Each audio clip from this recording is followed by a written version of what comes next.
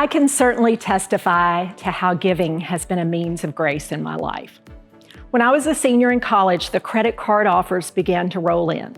It was my year of yes, so I accepted all of them. From Sears and Roebuck to Neiman Marcus, I had a card, and I got a job that paid about $11,000 a year. Somehow, this econ major failed to get a grasp on her own economic situation. Even though it didn't seem like I used the cards that much, the balances added up quickly.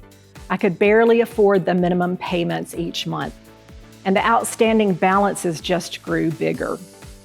During that time, we had a speaker at church who talked about the connection between our spiritual lives and our financial stewardship. In those days, we used something called a checkbook, and this speaker said you could tell something about your spiritual priorities by looking at your checkbook register. If that was true, my priorities were paying credit card companies and watching my debt grow. Sometimes my rent check bounced. It's painful for me to admit this. And then this speaker stood in front of us and emphasized tithing, and my heart beat very fast, which has always been one of the ways I acknowledge a God nudge. So I started tithing off my bring home pay, my net. I began writing that check first. I balanced my checkbook instead of just crossing my fingers. I refused to bounce a check to my church, to God. And somehow I began to make ends meet, and I got a job that paid a little more. I paid off one credit card and put more toward the others. The day I got an invitation to apply for an American Express card, I did a happy dance, and I began to tithe on my gross.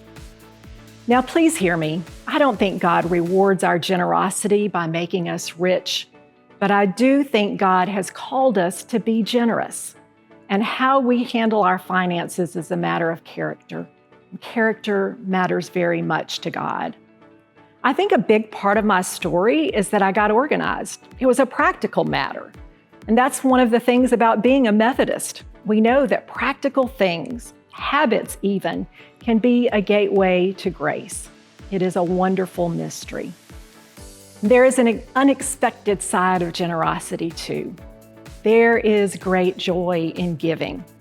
If you aren't already tithing, I hope you will give it a try. If it is a complete failure, come and tell me about it. But I have to tell you, in 31 years of ministry, not one person has ever told me what a bad experience tithing has been for them. The only testimonies I hear are how tithing increases our trust and draws us closer to Christ. Don't sell yourself short, and don't sell Jesus short. I encourage you to step up to the challenge today.